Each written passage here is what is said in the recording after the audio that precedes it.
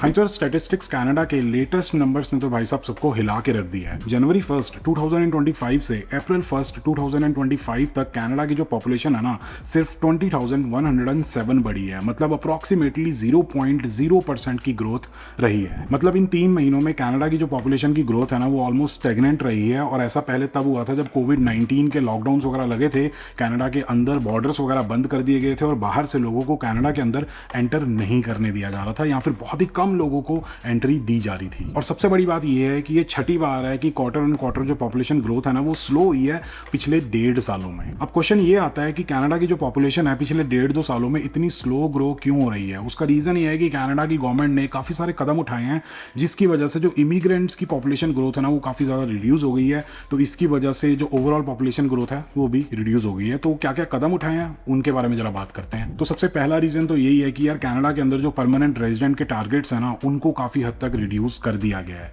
अगर हम 2024 में बात करें तो पीआर टारगेट्स थे 485,000 इमिग्रेंट्स, लेकिन 2025 के लिए उसको रिड्यूस करके 395,000 कर दिया गया था। उसके बाद बात आती है टेम्परेरी रेजिडेंट्स की। तो आपको पता ही है टेम्परेरी रेजिडेंट्स के ऊपर भी काफी सिग्निफिकेंट कैप लगा दी गई है, चाहे हम फॉरेन वर्कर्स की बात करें या फिर इंटरनेशनल स्टूडेंट्स की बात करें। और टारगेट ये है कि भाई 2026 तक टेम्परेरी रेजिडेंट्स मतलब इंटरनेशनल स्टूडेंट्स और फॉरेन वर्कर्स की जो टोटल पॉपुलेशन है ना वो कनाडा की 5% से ऊपर नहीं होनी चाहिए। बाकी अगर स्टडी परमिट्स या फिर स्टूडेंट वीजास के बारे में बात करें तो 2025 के लिए स्टडी परमिट एप्लीकेशंस कैप कर दी गई हैं अप्रॉक्सीमेटली 550,000 एप्लीकेशंस पर, और इशू होने वाले परमिट्स सिर्फ 437,000 तक रखे गए हैं। ये 2024 से 10% कम है। और अगर लो वेज LMIAs की बात करें तो आपको पता ही है पिछले कुछ टाइम में जो LMIAs है उनका जो नंबर्स है वो काफी रिड्यूस कर दिया गया है। तो बेसिकली जो low wage temporary foreign worker program applications है ना अब बहुत ही लिमिटेड हो गई हैं, स्पेशली उन एरियाज में जहां पे जो अनएम्प्लॉयमेंट है ना वो 6% से ज्यादा है। और जो स्पाउसल ओपन वर्क परमिट की एप्लीकेशंस हैं उनके ऊपर भी यार पिछले कुछ महीनों में बहुत सारी रिस्ट्रिक्शंस वगैरह लगा दी गई हैं। मैंने काफी सारी वीडियोस बनाई थी इन सारे टॉपिक्स के ऊपर। सिर्फ कुछ ही इंटरनेशनल स्टूडेंट्स और हाई स्किल्ड वर्कर्स के जो स्पाउसेस है ना उनको ही अब ओपन वर्क परमिट दिया जा रहा है, मतलब उनको ही ओपन वर्क परमिट मिल सकता है। और सबसे कॉमन चीज जो पोस्ट ग्रेजुएशन वर्क परमिट है उसके एलिजिबिलिटी क्राइटेरिया को भी काफी ज्यादा टाइट कर दिया गया है। अब PGWP सिर्फ उन्हीं ग्रेजुएट्स को मिलेगा जो इन डिमांड फील्ड्स से आते हैं और अपनी लैंग्वेज प्रोफिशिएंसी को प्रूव करते हैं। और वो इन डिमांड फील्ड्स कौन से हैं और कितना स्कोर लेके आना होगा अपने IELTS एग्जाम में या फिर दूसरे लैंग्वेज टेस्ट वगैरह के अंदर, उसके ऊपर मैंने प्रॉपर डिटेल वीडियो बना रखी है, जाके आप चेकआउट कर सकते हो। और उसके ऊपर से अप्रैल 1 2025 को कनाडा में approximately 2.9 million non permanent residents थे।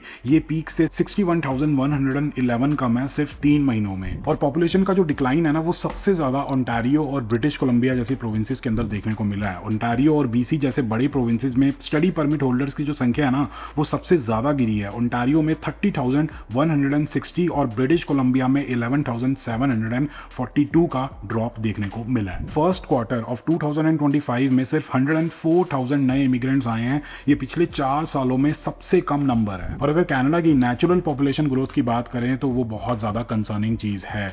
मतलब कितने यहाँ कनाडा के अंदर बच्चों के जन्म हो रहे हैं और कितनी डेथ्स हो रही हैं, उसको अगर सब्ट्रैक्ट कर दे बर्थ माइनस डेथ तो जो नंबर आता है ना वो नेगेटिव है, अप्रॉक्सीमेटली -5,500 है, जो बहुत ही ज्यादा कंसर्निंग चीज है। क्योंकि अगर इमिग्रेशन नहीं होगी तो जो पॉपुलेशन है ना वो धीरे धीरे डिक्लाइन होती रहेगी। ये थोड़ा सा दिखाता है कि भी जो कनाडा के अंदर इमिग्रेशन है कितनी ज्यादा इंपॉर्टेंट है, इंडिस्पेंसिबल है। अब डेफिनेटली यार जो भी नए रूल्स हैं, जो भी पॉलिसीज वगैरह इंप्लीमेंट की गई हैं, इन्होंने बहुत ही बढ़िया तरीके से, बहुत ही इफेक्टिव तरीके से काम किया है। क्योंकि 2025 के फर्स्ट क्वार्टर में जो पॉपुलेशन ग्रोथ है वो ऑलमोस्ट स्टेगनेंट रही है, लेकिन आज के टाइम पे ये डिबेट का टॉपिक बना हुआ है।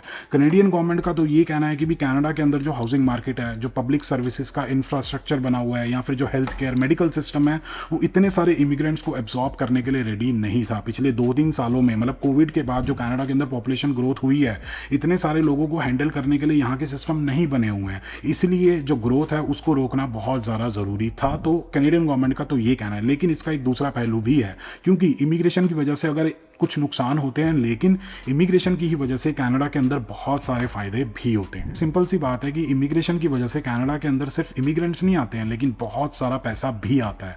मतलब जो इमिग्रेशन है ना वो एक तरीके से कनाडा की इकोनॉमी की बैकबोन है। अगर टैक्सेस के पॉइंट ऑफ व्यू से बात करें तो इमिग्रेंट्स गवर्नमेंट को बिलियंस ऑफ डॉलर्स का रेवेन्यू देते हैं, जो हेल्थ केयर, एजुकेशन और सोशल सर्विसेज को चलाने में बहुत ज़्यादा हेल्प करता है। तो बेसिकली यार जब कनाडा के अंदर इमिग्रेंट्स कम होंगे तो यहाँ का जो टैक्स बेस है ना वो भी श्रिंक हो जाएगा। तो उस केस में जो एजिंग पॉपुलेशन है, जो रिटायर होने वाली पॉपुलेशन है, तो उनके हेल्थ केयर का खर्चा या फिर उनकी पेंशन का खर्चा कौन उठाएगा? और ये जो खर्चे हैं ये तो बढ़ते ही जाएंगे। डेफिनेटली लोग रिटायर होंगे, लोग एज होंगे, तो ये तो खर्चा गवर्नमेंट को उठाना ही पड़ेगा। और यहाँ कनाडा के अंदर ऐसा सिस्टम नहीं है कि भाई बहुत सारा रिजर्व पड़ा हुआ है कि भाई कोई टेंशन नहीं, अगर टैक्स नहीं भी आएगा तो हिसाब किताब बढ़िया चल जाएगा।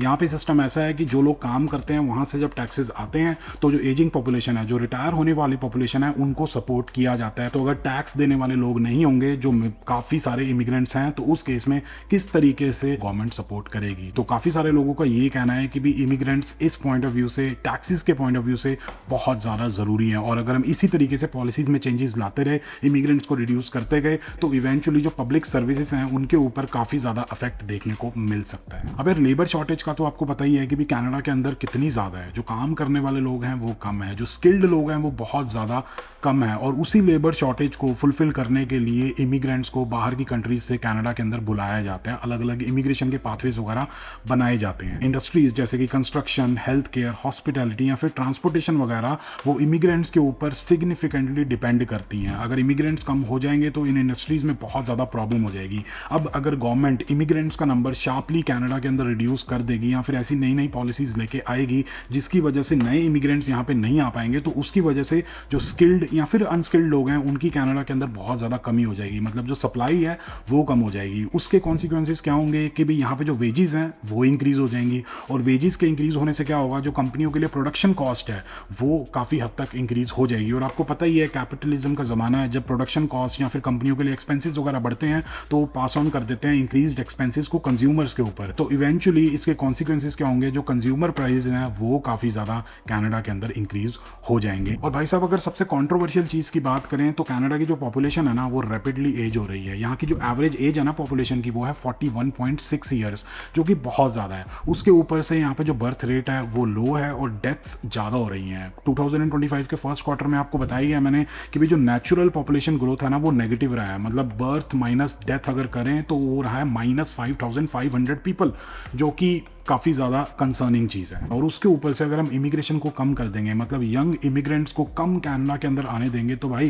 काम कौन करेगा, टैक्स कौन भरेगा, और यहाँ का जो पेंशन सिस्टम है उसको सपोर्ट कौन करेगा? तो ऑक्सफोर्ड इकोनॉमिक्स के हिसाब से ये policy short term housing crisis को तो थोड़ा सा कंट्रोल कर सकती है, लेकिन लॉन्ग टर्म में कनाडा की इकोनॉमिक ग्रोथ, लेबर फोर्स और सोशल स्टेबिलिटी को रिस्क में डाल सकती है। और भाई साहब कुछ एक्सपर्ट्स का तो ये भी कहना है कि जो कनेडियन गवर्नमेंट जल्दबाजी में इतने सारे चेंजेस कर रही है, मतलब इतने सारे पॉलिसीज में चेंजेस आ रहे हैं, इमिग्रेशन कम कर दो, ये कर दो, वो कर दो, अब इसके रीजंस क्या है पता नहीं, कहाँ से प्रेशर आ रहा है, लोगों का प्रेशर है या फिर कोई और प्रेशर है या फिर पॉलिटिकल रीजंस हो सकते हैं, फिर कुछ भी हो सकता है, वो हमें नहीं पता।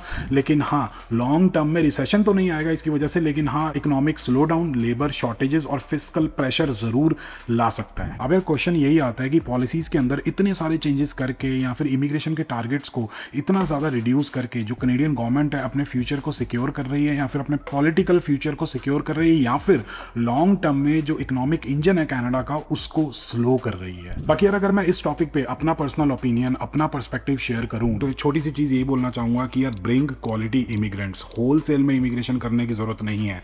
ऐसे लोग जो यहाँ की लेबर शॉर्टेज, मतलब स्किल्ड लेबर शॉर्टेज को फुलफिल करते हैं, साथ के साथ कुछ नए इनोवेटिव आइडियाज लेके आते हैं, और सबसे इंपॉर्टेंट चीज यहाँ के कल्चर में वो एसिमिलेट होने के लिए रेडी हैं, उनके अंदर थोड़ी बहुत सिविक सेंस है। डेफिनेटली अगर ओवर इमिग्रेशन होगी तो वो बेकार चीज है, वो सिर्फ कनाडा के लिए नहीं किसी भी कंट्री के लिए बेकार चीज होगी। लेकिन हाँ अगर अंडर इमिग्रेशन होगी, मतलब बहुत ज्यादा कम भी इमिग्रेशन होगी, तो वो कनाडा के लिए सही चीज नहीं है, प्रोवाइडेड कि यहाँ की जो पॉपुलेशन है वो एजिंग है, यहाँ पे जो स्किल्ड लोग हैं वो कम है, जो काम करने वाले लोग हैं वो कम है। तो अगर इमिग्रेंट्स आएंगे, नए आइडियाज के साथ आएंगे, तो यहाँ पे इनोवेशन होगी और जो कंट्री है वो ओवरऑल ग्रो करेगी। बाकी हाँ अगर आप किसी डिजिटल प्लेटफॉर्म को यूज करके कोई काम करते हो ओंटारियो के अंदर कि भाई उबर चला ली, डोडैश कर लिया, स्किप द डिशेस कर लिया, ऐसा कोई काम करते हो तो आपके लिए बहुत ही बड़ी न्यूज़ है। तो वो जानने के लिए आप राइट वाली वीडियो चेकआउट कर सकते हो, और इमिग्रेशन के अंदर क्या क्या चेंजेस आए हैं अभी रिसेंटली वो जानने के लिए लेफ्ट वाली वीडियो चेकआउट कर सकते हो। बाकी अगर आप लोगों को वीडियो पसंद आई तो please like, share and subscribe, and as always पता ही आपको, stay healthy and keep hustling.